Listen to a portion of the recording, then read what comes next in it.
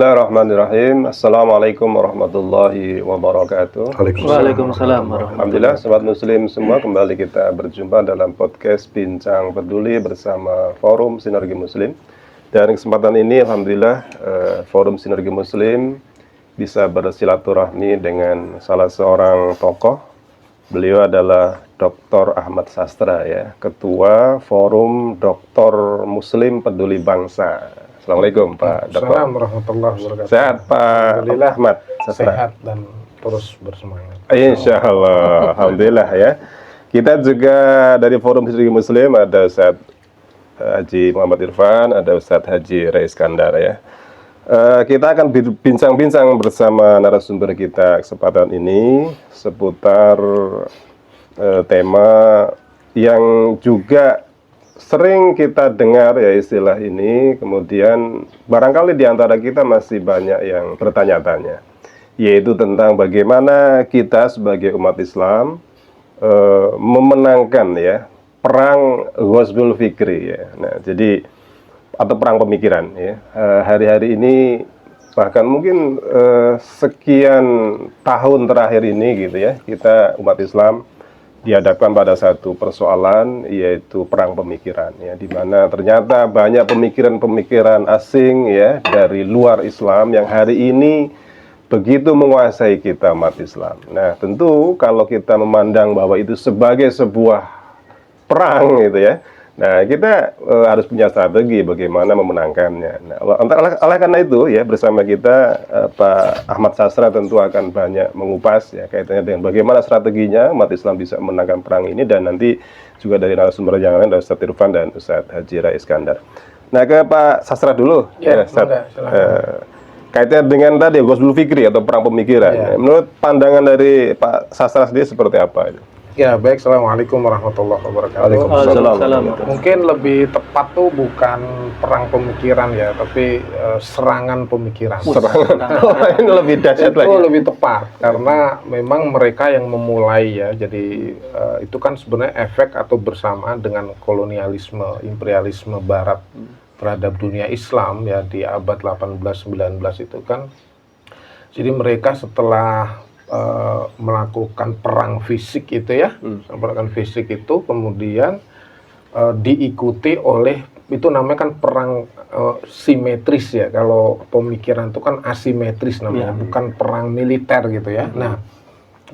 Nah ini sebenarnya mereka itu ingin menguasai dunia Islam tuh pasca militer itu ke non militer, dalam artian mereka tuh ingin juga membangun peradabannya. Jadi kalau mereka tuh sudah menguasai sebuah negeri muslim, nah negeri muslim itu juga harus dikuasai semuanya, ya pendidikannya, ya politik, ya budayanya gitu. Nah itu kemudian disitulah muncul yang namanya Ghazwus Saqafi, namanya perang Saqafa atau perang narasi atau perang istilah atau perang ideologi gitu. Dalam artian apa? Dalam artian mengubah pola pikir umat Islam supaya sesuai dengan pemikiran Barat, sesuai dengan pandangan-pandangan Barat, baik di dalam urusan akademik, urusan sains, urusan budaya, urusan politik, urusan ekonomi, itu semua juga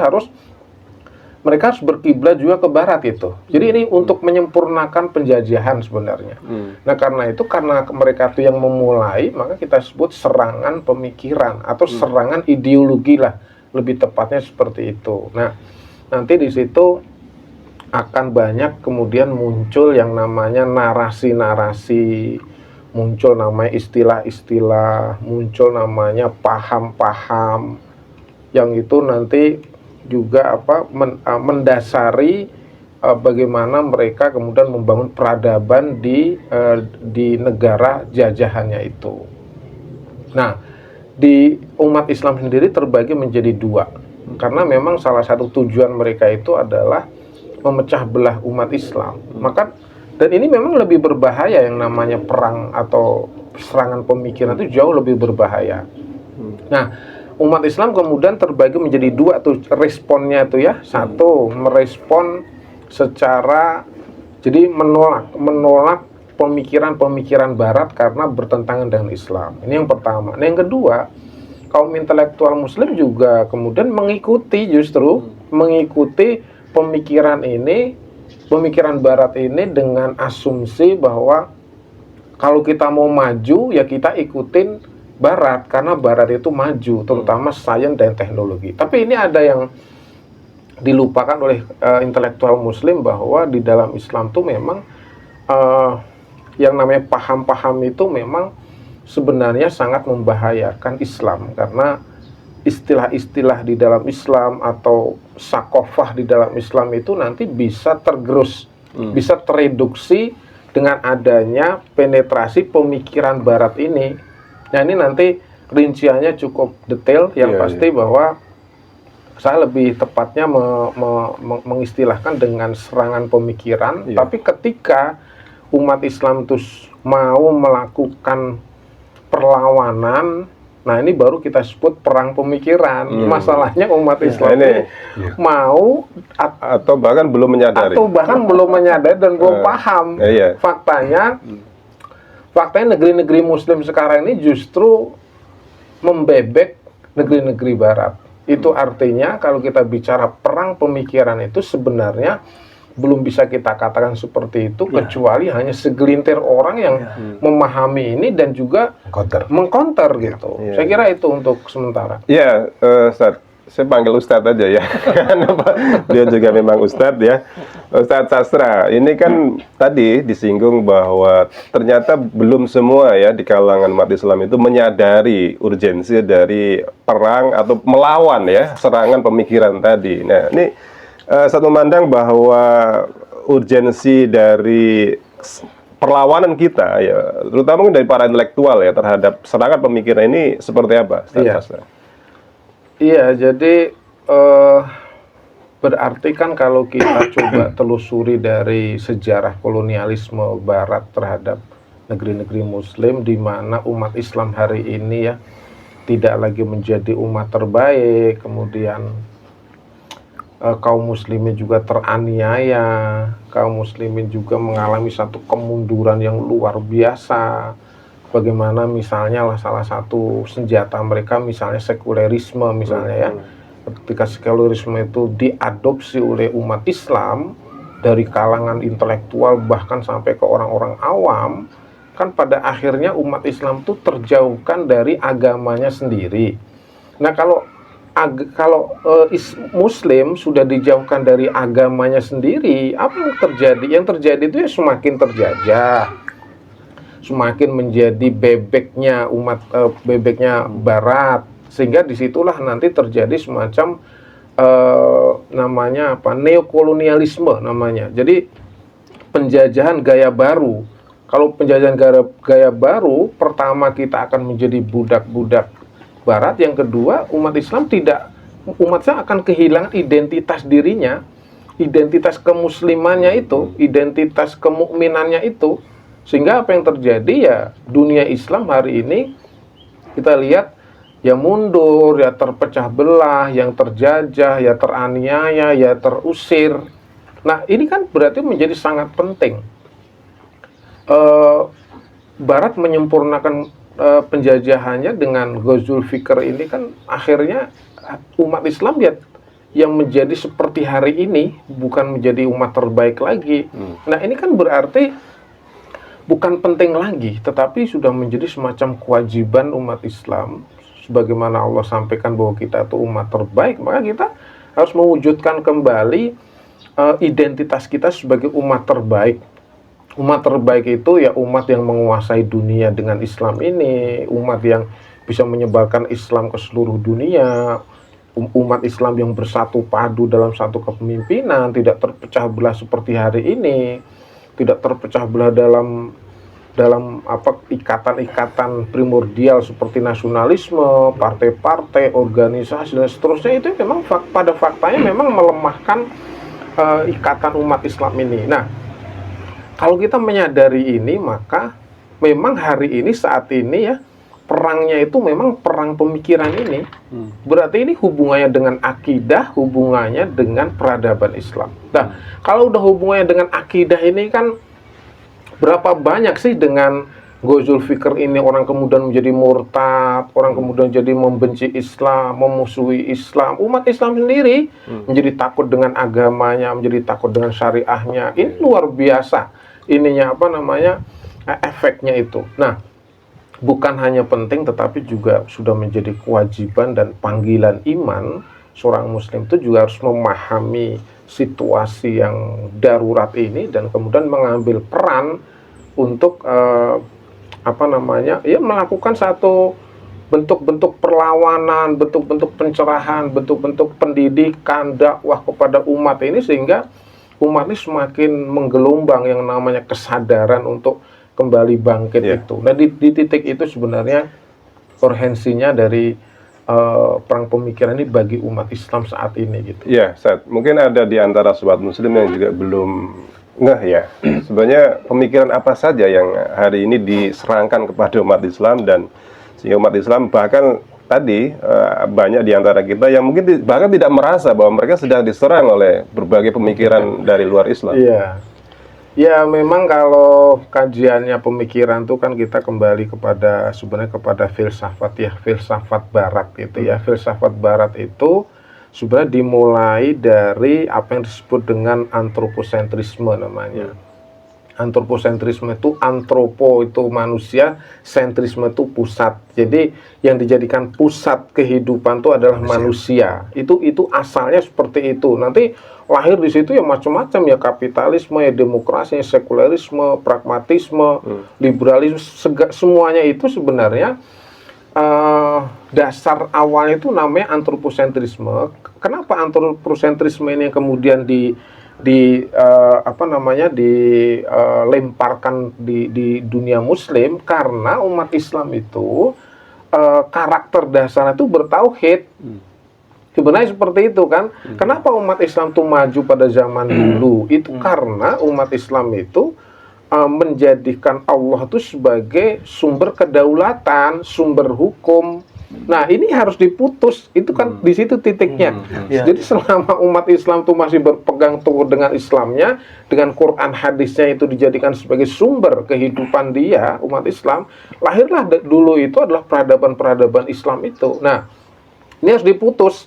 Nah, cara memutusnya adalah umat Islam itu harus diputus dulu dengan Tuhannya, dengan agamanya ini gitu. Nah, dari situlah muncul pertama itu yang namanya modernisasi. Pertama itu modernisasi itu adalah pemahaman bagaimana peradaban Barat dengan peradaban Islam itu dianggap sejajar. Itu pertama gitu tuh, dianggap sejajar. Jadi orang itu nanti akan menganggap bahwa peradaban Barat itu ya sesuatu yang baik yang harus dipelajari karena sama-sama ingin memajukan dunia misalnya gitu. Nah, naik lagi nanti namanya neomodernisme namanya. Nah, neomodernisme itu menjadikan Islam, kalau tadi kan sejajar, dibuat sejajar. Kalau orang modern tuh kan disebut modern tuh kalau misalnya nih contoh sederhana ya, wanita modern. Nah, gitu. Wanita modern itu coba kita bayangkan. Wanita modern itu dia pakai kerudung tapi baju bawahnya itu modis. Itu jadi digabung gitu. Namanya disebut wanita modern, gitu disebutnya juga. Muslim modern. Nah ini sebenarnya bahaya ini sebab cuma orang nggak paham kalau ini itu sesuatu yang sangat berbahaya bagi umat Islam gitu kan.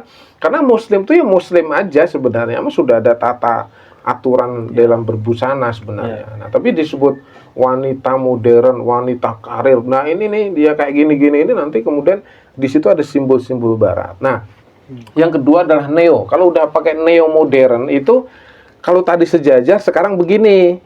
Barat itu kemudian menilai Islam.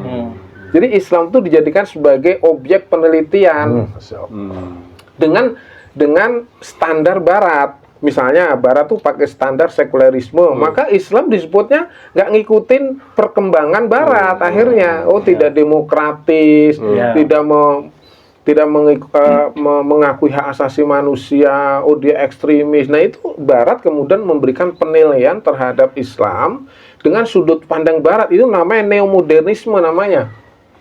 Maka sekarang ketika neomodernisme itu disebarkan, akhirnya Islam itu menjadi distigmatisasi akhirnya karena dianggap tidak modern, tidak mengikuti Barat. Wah, Islam mah kolot, Islam mah mundur, Islam mah nggak modern gitu, disebutnya seperti itu. Akhirnya adalah yang namanya neomodernisme itu, lahirlah orang-orang liberal yang kemudian melakukan kritik dengan pendekatan hermeneutik terhadap Islam tuh. Akhirnya dia bilang, misalnya hukum waris itu nggak adil karena tidak sesuai dengan gender. Itu akhirnya itu muncullah orang-orang liberal tuh di neomodernisme ini. Nah, naik lagi namanya postmodernisme namanya. Nah, postmodernisme itu adalah di mana Islam itu harus hilang.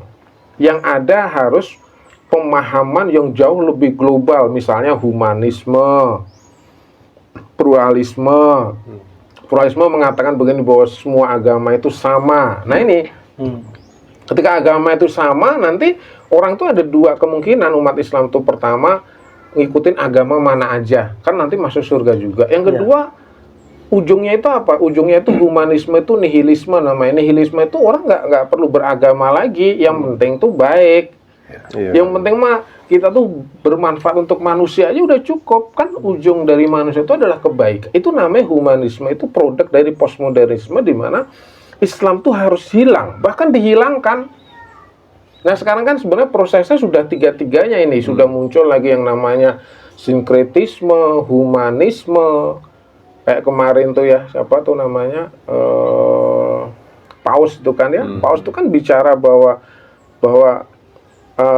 narasi kemarin itu kan disebutkan bahwa Istiqlal itu adalah rumah kemanusiaan. Nah, ketika rumah kemanusiaan itu ya semua agama kan menjadi boleh, dan itu tidak lagi dipikir agamanya apa, yang penting kalau itu manusia sudah. Nah, di titik inilah sebenarnya puncak dari perang pemikiran, di mana umat Islam itu pada ujungnya akan menjadi ateis, dan pemikiran itu pemikiran Barat. Jadi hilanglah identitas Muslim secara sempurna itu di situ sebenarnya. Nah ini kira-kira seperti itulah. Kaitnya dengan tadi modernisme ya. Ini kan kita juga perlu tahu ya, bagaimana Islam memandang modernisasi ya. Kesannya tadi memang kan ada penolakan terhadap modernisasi. Nah, apakah memang betul begitu, Ustaz? Iya, jadi memang ini yang kemudian harus kita telisik di lapangan ya, bahwa ketika kita bicara modernisasi atau modernisme atau modern, itu di dalam kajian filsafat sebenarnya yang namanya modern itu pada asalnya adalah bagian dari porang pemikiran ini gitu. Akhirnya memunculkan sikap-sikap umat Islam. Pertama, sikap Muslim yang namanya modern itu terima 100%. Karena apa? Karena dia memang sudah biasanya produk-produk pendidikan Barat nih. Muslim yang disekolahkan di Barat itu langsung menerima bahkan 100%. Yang kedua, menolak 100%. Ada juga yang menolak 100% nih Ustadz, karena ini membahaya, bahkan sampai laptop aja dianggap produk Barat, bahasa Inggris dianggap produk Barat, itu ditolak semua. Tapi sebenarnya ada juga umat Islam yang melihat dua sisi. Pertama, dari sisi pahamnya itu ditolak, gitu ya. Paham itu nanti macam-macam tuh, namanya sinkretisme lah, liberalisme lah, demokrasi lah, nasionalisme. Itu jadi paham-paham yang memang bertentangan dengan sakofa Islam itu ditolak. Tetapi yang berhubungan dengan hal yang sifatnya itu umum dan itu netral, itu diterima. Misalnya produk-produk sains. Loh, produk sains itu kalau kita pelajari ya, nggak usah bicara modernisme atau neomodernisme, sebenarnya yang namanya sains itu kan sifatnya itu kontinum namanya. Kontinum itu sebenarnya yang namanya sains, perkembangan sains itu dari zaman Nabi Adam. Itu udah biasa, jadi itu netral. Yang namanya mobil hari ini, itu dulunya itu juga apa? Pertama itu apa? Jadi itu boleh di situ. Nah, berarti kan umat Islam sekarang ini harus ada di sisi yang yang proporsional, yang benar, yang presisi, di mana kita harus tegas menolak paham-paham atau isme-isme dari Barat, tetapi jangan anti teknologi, karena teknologi itu sifatnya netral. Islam itu sendiri juga dulu kan di zaman keemasan Islam kan belajar kain ya, belajar kertas itu kan ke Cina, kemudian dulu ke Persia juga belajar tentang persenjataan. Itu oke, nggak masalah, sama sekali nggak masalah. Hanya waktu itu kan kemudian dikembangkan oleh ilmuwan-ilmuwan Muslim yang menjadi yang namanya sains itu kemudian ada ruhnya, ruh sains itu di dalam filsafat namanya aksiologinya, manfaat nilainya. Jadi kalau kita tuh punya senjata itu untuk apa sih? Itu kalau di barat tuh karena roh nggak ada rohnya, jadi senjata itu untuk keburukan. Kalau dalam Islam tuh ya untuk kebaikan, gitu kan. Sains itu adalah untuk kebermanfaatan bagi manusia. Itulah Islam. Itu di situ namanya aksiologinya. Nah, aksiologi ini memang berbeda antara Islam dengan Barat, tapi meskipun dari sisi produk saya itu sebenarnya netral. Sehingga sains kalau di tangan Islam itu akan menjadi kebaikan bagi dunia, menjadi rahmat. Tapi sains di tangan orang-orang kafir justru akan menjadi malapetaka. Iya, Gitu. seperti sekarang ya, Israel sekarang. menyerbu Itu. Iran, Suriah, Libanon itu dengan teknologi Ya, canggih. betul. Itu yang kita lihat hari ini ya. Itu Produk namanya science. aksiologi. Baik, saya rasa beralih ke Ustadz Haji Rai dulu nih, Ustadz. Kaitannya dengan tadi, bagaimana kita sebagai umat Islam itu dalam kondisi yang begitu besarnya ya serangan pemikiran tadi untuk tetap bisa konsisten mempertahankan identitas Islam kita itu bagaimana Ustadz Rai? Baik, bismillahirrahmanirrahim. Assalamualaikum warahmatullahi wabarakatuh. Assalamualaikum. Tadi jabaran tadi sebenarnya sangat itu ya, sangat komprehensif. Saya pikir dari situ kita bisa melihat bagaimana hari ini umat itu sedang diburu gitu ya, sedang diburu diburu kemudian diperangkap, kemudian dipindahkan. Posisinya yang tadinya seorang yang luar biasa, tadi dikatakan dengan diksi dari Al-Quran itu khairu ummah, menjadi yang lain. Jadi yang penting itu di mata Barat, karena kita tadi sudah sepakat bahwa ini adalah serangan daripada ideologi lain untuk memindahkan sebenarnya akidah kita kepada tempat yang lain. Buat mereka, orang-orang kafir itu tidak harus menjadikan kita itu pindah agama, tidak. Itu target yang sangat kasar kalau pindah agama. Tapi dengan sedikit saja, dengan pemikiran kita, dengan mengikuti milah mereka itu sudah cukup. Kalau target dia bisa ridah, bisa murtad, itu target yang saya pikir hari ini agak berat. Makanya cukup dengan pemikiran itu, dia itu bisa dipindahkan kepada sesuai dengan maunya dia. Yang harusnya Islam itu mengatur, ini diatur-atur. Kan Islam itu diturunkan oleh Allah untuk mengatur kehidupan kita. Hari ini nggak diatur-atur dengan serangan pemikiran tadi. Sesuai dengan pandangan mereka bahwa Islam yang bisa dipakai itu adalah sesuai dengan pandangan mereka. Jadi kalau melihat tadi sebenarnya sederhana. Kalau kita melihat kondisi tadi, tidak ada pilihan lain buat kita. Nah, bagi yang sadar kan, tapi yang sadarnya cuma sedikit, Ustaz. Tidak banyak ya. Jadi memang orang ini yang sadar itu sedikit. Apalagi ini serangan ini berbaju sekularisme. Sekularisme ini kan tidak selalu menyerang orang-orang yang di bawah. Yang orang-orang yang intelektual juga bisa diserang. Apalagi dia melihat terus-menerus serangan ini tidak henti. Apalagi dia punya negara yang menjaganya. Ideologi ini itu terus seolah-olah karena yang menyampaikan juga banyak. Kemudian dan intensitasnya juga terus-menerus, akhirnya dijadikan suatu kebenaran.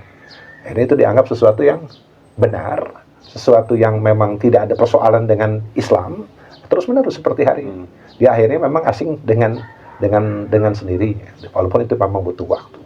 Jadi jawabannya saya pikir apa yang disampaikan oleh Nabi SAW bersama dengan orang-orang yang baik. Di surat, kalau nggak salah di surat At-Taubah. Jadi kita harus ada menggabungkan diri kita dengan bersama orang-orang yang baik. Cuma persoalannya tadi, apakah orang-orang yang baik itu banyak? Tidak juga, sedikit lagi. Jadi sedikit sekali yang akan diselamatkan. Nah, makanya kalau melihat lagi, kalau kita melihat lebih jauh ya, bagaimana Nabi SAW saat ini kita kan melihat patron Nabi ya, melakukan sesuatu itu, apakah Ghusl Fikri itu baru terjadi hari ini? Kan tidak sebenarnya. Udah terjadi di zaman Nabi SAW gitu. Pernah saya sampaikan, Rasul itu diturunkan oleh Allah itu karena memang kondisi saat itu memang sudah jauh dari pandangan wahyu. Makanya Rasul diturunkan kepada kita untuk merubah keadaan tadi menjadi kembali kepada Islam atau kembali kepada wahyu itu sendiri.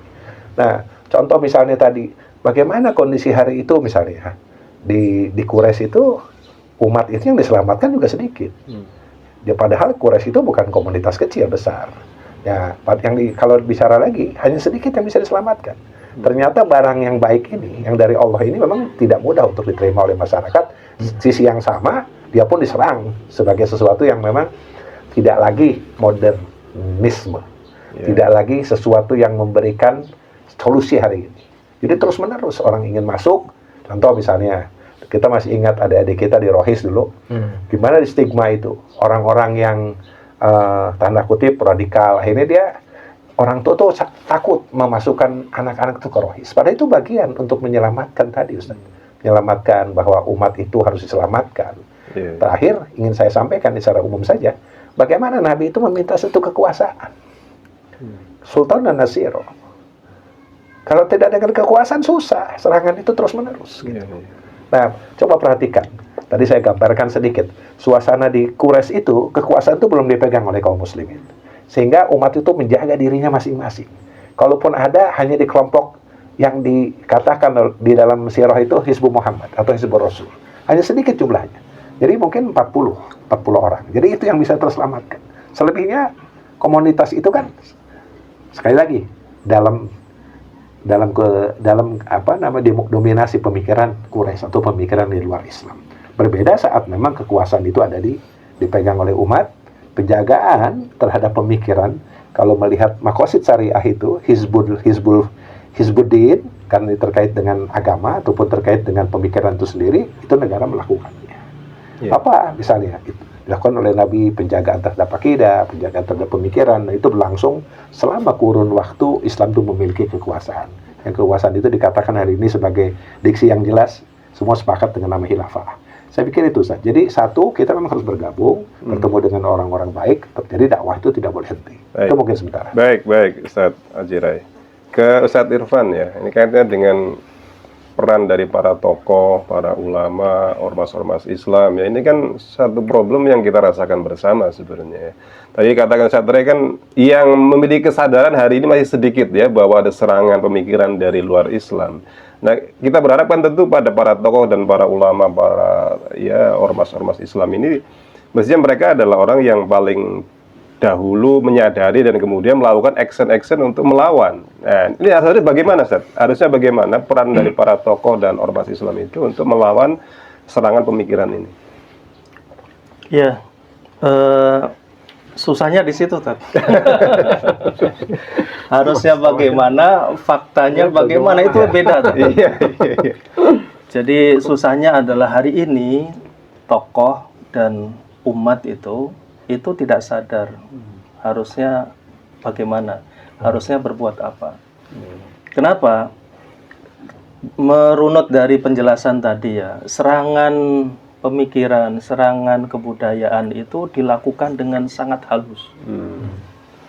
Kalau serangan fisik atau serangan senjata itu kan kasar, kelihatan betul.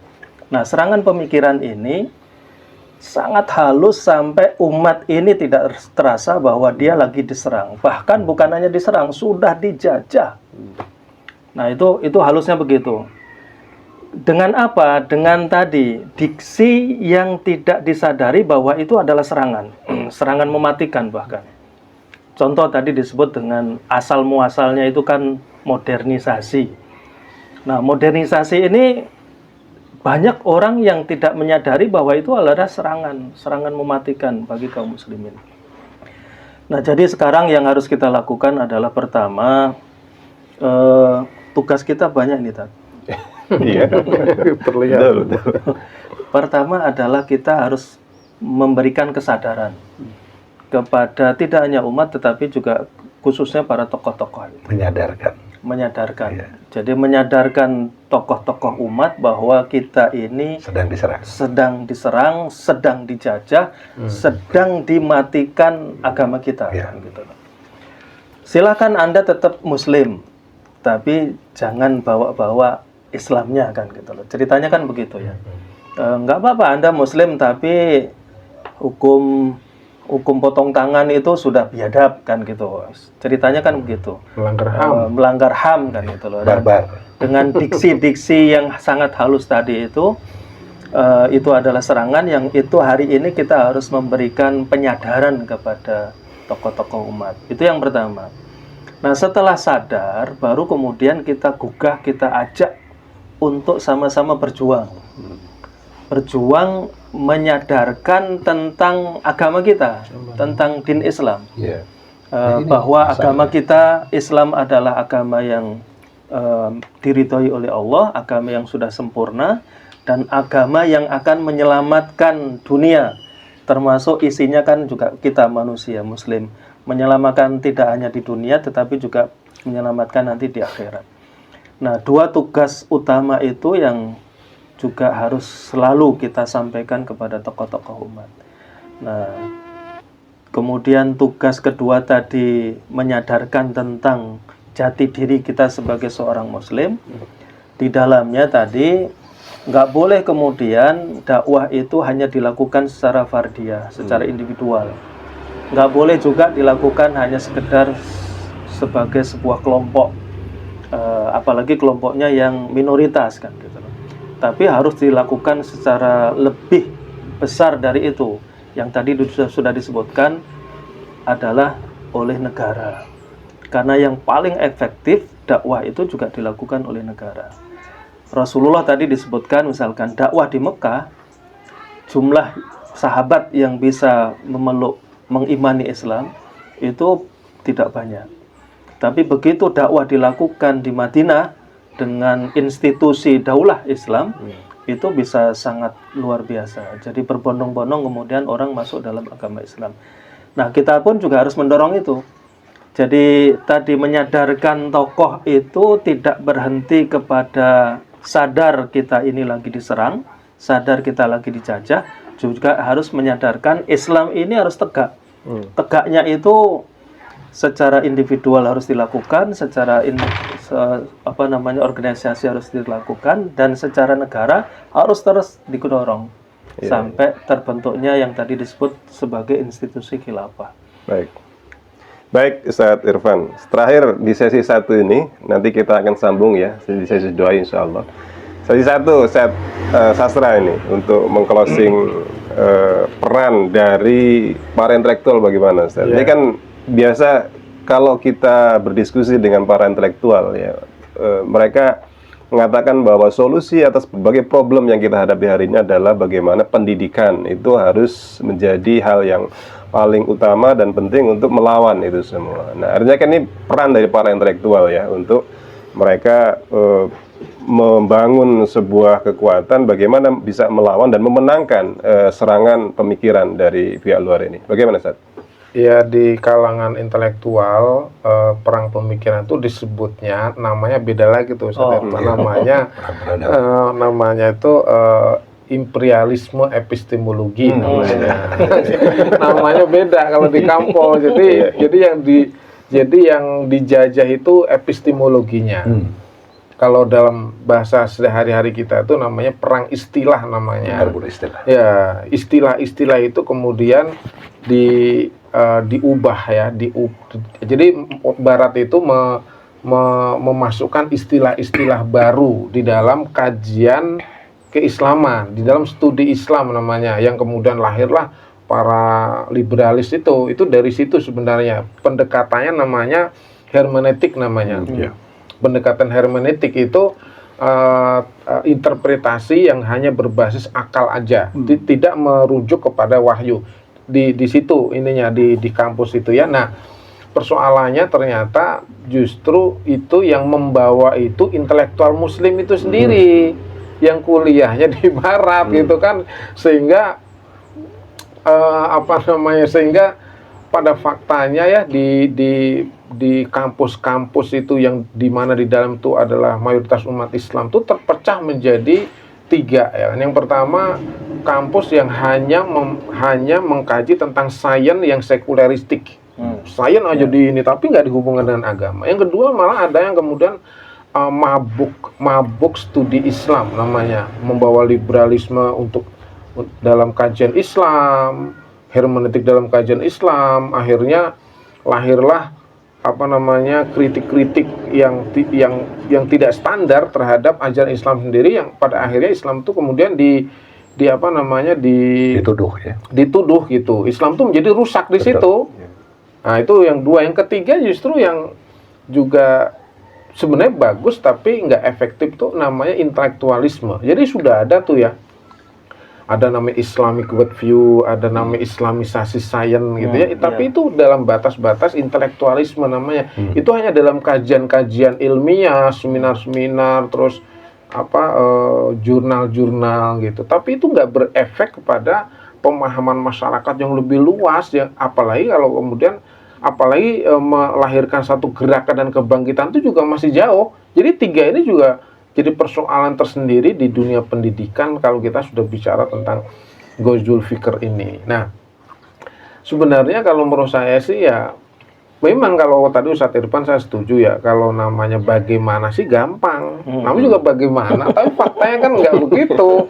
Sebenarnya kalau namanya bagaimana sih, kalau menurut saya ya, pengalaman saya sebagai dosen ya bertahun-tahun juga saya mengajar filsafat Islam, bagaimana saya juga melakukan satu proses dialog dengan mahasiswa supaya dia paham tentang Ghazul Fikr ini. Saya juga ngajar Islamic worldview dan seterusnya. Itu semua saya ajarkan di kampus, tapi kan itu nanti dibatasi dengan aturan-aturan kampus, dibatasi dengan target-target kampus itu sendiri. Tidak kemudian melahirkan visinya itu melahirkan satu gerakan, itu enggak juga. Nah, karena itu kalau menurut saya memang dunia pendidikan belum bisa diharapkan secara maksimal kalau menurut saya, kecuali tadi memang ada satu kebijakan yang fundamental dari pemerintah memahami ini.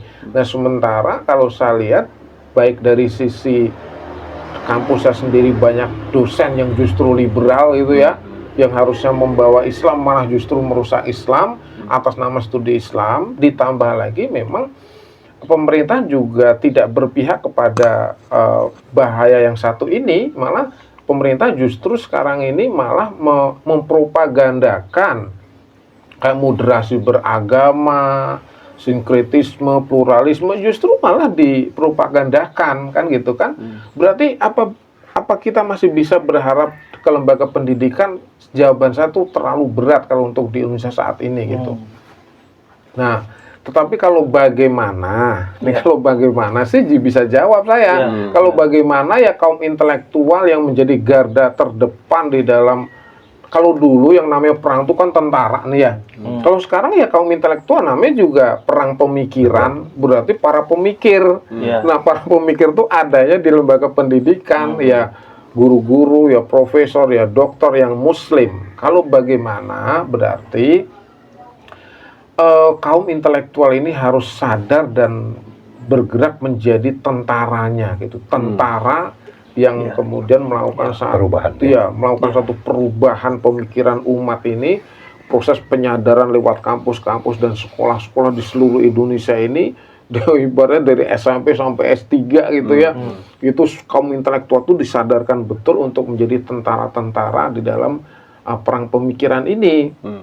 Itu kalau bagaimana ya berarti idealnya seperti itu. Bahwa faktanya itu belum, ya memang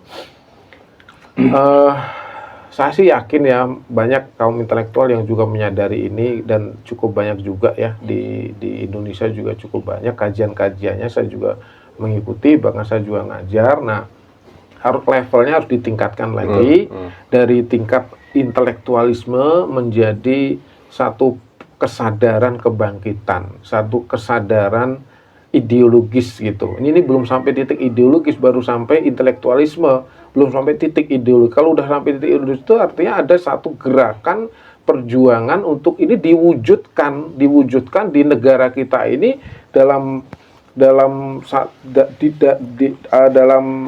kekuatan institusi. Itu idealnya seperti itu. Karena apa? Karena pada faktanya institusi kita sendiri juga tidak peduli dengan ini, padahal di zaman Nabi sendiri tadi Ustadz Irfan sampaikan betapa efektifnya ya kalau dakwah Ghazul Fikr ini dilakukan oleh negara. Berarti kaum intelektual ini sebenarnya jangan cuma nyaman di kampus, Ustadz, tapi juga benar-benar melakukan satu gerakan. Kalau kita lihat dulu ya kayak Said Qutb itu ya perang juga, Said Qutb itu intelektual juga. Jadi kata Said Qutb kan yang namanya akidah atau tauhid itu melahirkan gerakan gitu. Juga bukan hanya melahirkan intelektualisme, bukan melahirkan ibadah aja, tapi justru melahirkan gerakan dan kebangkitan. Nah, ini yang belum dilakukan oleh kaum intelektual di kampus-kampus. Malah dilakukannya itu di kelompok-kelompok dakwah kalau saya lihat itu. Nah, ini yang tentu menjadi tugas kaum intelektual lah ya, yang punya kesadaran untuk meningkatkan level dari intelektualisme menjadi gerakan ideologis. Mungkin itu. Baik ya, sastra. Jadi ini memang realita yang kita hadapi hari ini ya, begitu beratnya secara individu berat ya, ormas, tokoh, ulama juga berat, intelektual ternyata berat juga ya. Padahal harapan kita intelektual nih, karena kan garda terakhir barangkali dari pendidikan ya, kita membentengi anak-anak kita dengan sakofa Islam untuk melawan sakofa asing, ternyata masih berat juga ya.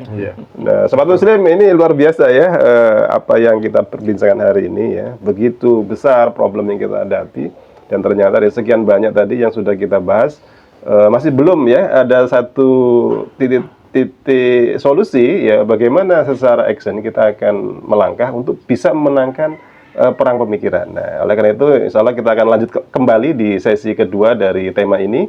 Oleh karena itu jangan kemana-mana, sampai ketemu lagi. Assalamualaikum warahmatullahi wabarakatuh. Waalaikumsalam.